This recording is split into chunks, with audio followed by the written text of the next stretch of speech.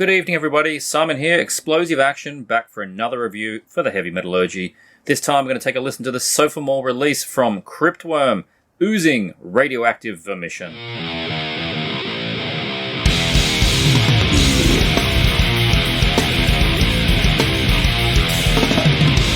Cryptworm were born in Bristol, England in 2014 by Tibor Hanyi. After emigrating from Hungary the same year, he then formed the band, performing all instruments on the debut self-titled demo, except for the addition of Joe Knight handling the drums. The first demo was a strong entry into the new wave of British death metal scene, burgeoning at the time. 3 tracks of murky, filthy death metal, carrying the weight of autopsy, but their own groove-laden sound was forming. After a follow-up 7-inch in 2018 and a split release in 2019, the band then released their 4-track EP, Reeking Gunk of Abhorrence, in 2020. The sound of the sewer was still present, but the riffs were darker, the influence of bands from the early Finnish scene becoming more evident. In 2022, the band released their debut full-length, Spewing Mephitic Putridity, 8 tracks of sickness that added improved production and outstanding cover artwork to continue delivering their rancid message. In the dying days of 2023, and with a new supporting lineup of Jamie Wintle on drums and Joss Farrington from Cryptic Shift on bass, the band released their sophomore album, Oozing Radioactive Vomition. The album doesn't start with any intro, it is straight into the title track, a filthy groove of maximum proportions, a riff that would feel a not-so-distant cousin to something off Demolish Nesbith album. It slides you straight into the sewer, driven by a snare that is just tight enough to crack sharply but not ping. It is literally impossible not to headbang to this song. The swagger of nasty Undergang sounding death metal with that Finnish flavour to the dark downtuned riffs.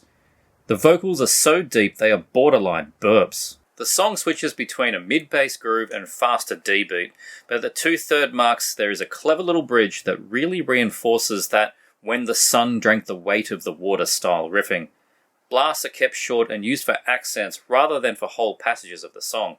The end of this track returns to the opening riff, but this time is played solely by a disgusting and distorted bass.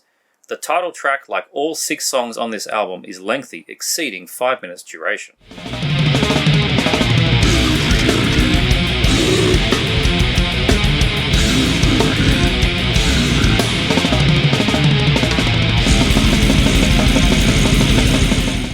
The band continued carving out their groove with heavily Finnish-inspired riffs onto the second song, Organ Snatcher. The main verses of this track and its underlying riff is simpler in an autopsy style, more snappy D beat amid those guttural vocals. As groove-heavy and imminently digestible that I found this album, given the unapproachable vocals, I still would not say that this album is something to introduce to your I only listen to Slayer friends, because they probably won't get past them.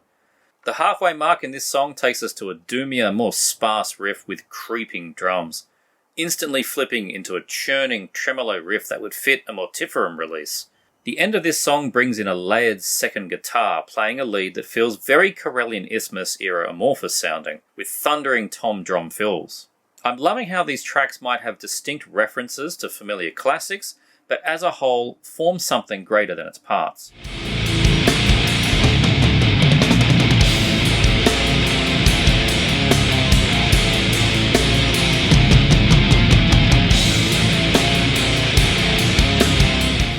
The disgustingly named miasmatic fetid odour again brings that tremolo riff morphing into an almost black metal style blasting with singular raspier vocal. The frostier sound is only brief, however, and the core riff of this song is a real stomper that you might expect to hear from someone like Sangwa Sugarbog. Writing the notes for this review, I found myself very much in a continual head bob. My feet were kicking invisible bass drums.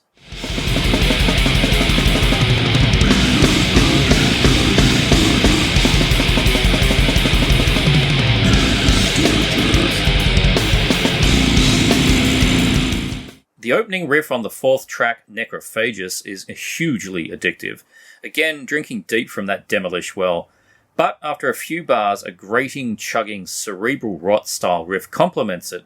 Cryptworm don't tend to stay with one form of riff for more than a few bars. This keeps the songs pretty interesting to me.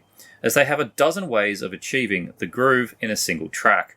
For example, here on Necrophagius, cymbals are choked quite a lot as a build up to the next section, but that grindcore blasting that traditionally follows a choke never comes, just another variation to the groove.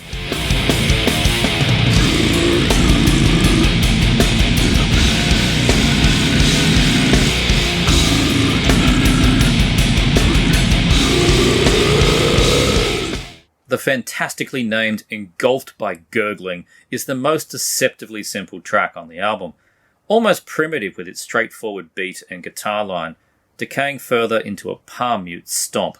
But this bridges into a punky napalm death when they're not blindingly fast style riff. We then get the most consistent display of blasting on this album so far. As usual, this is just one piece to the Cryptworm jigsaw puzzle. The speed returns a few times on this track, but always the band finds a way to make your head bang.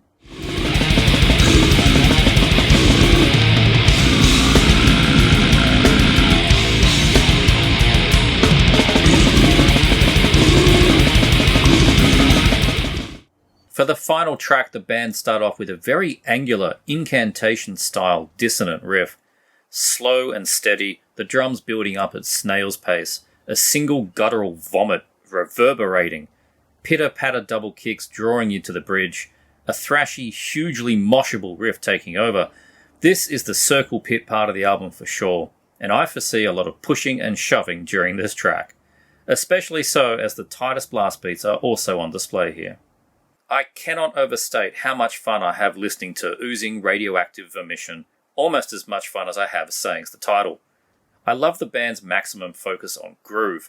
There are 100 and 1,000 knuckle-dragging death metal bands that can find groove, but rarely can they achieve it with more complex-sounding riffs like Cryptworm have done here. The 5 to 6 minute length songs would simply not work if this was a simpler style of death metal.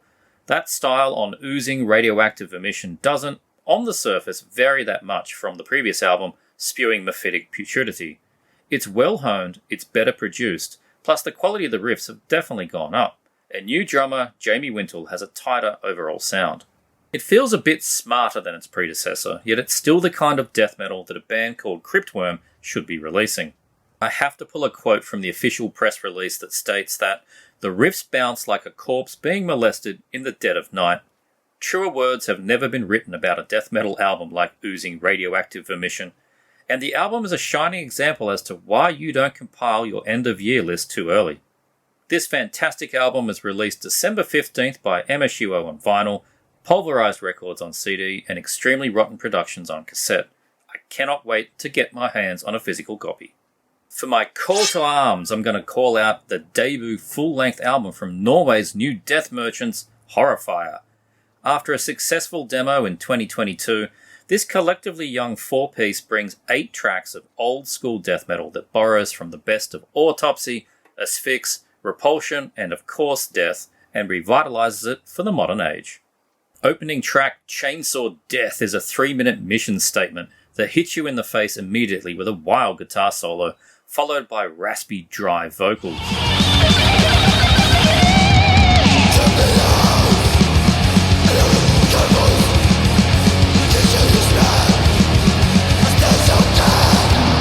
The second track, Injected Corpse, slows things down and doubles the duration for more of that crushing Asphyx sound, but after a very Death Hammer style riff, we are blasting on all cylinders. This track ends up quite haunting, with the lead guitar finding a way to open coffins with its razor edge.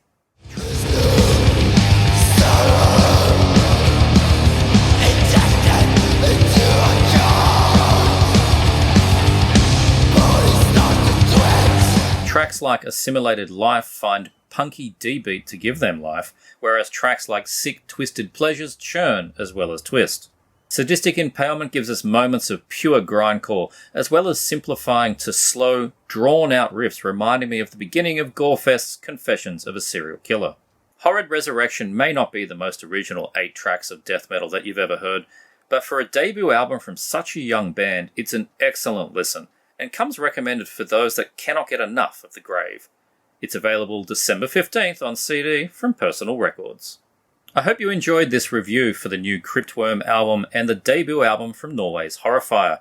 If you did, please make sure you check out the other reviews on this channel, some that I've done, some that my colleagues have done. Make sure you like and subscribe, check me out on Explosive Action, and I'll see you next time.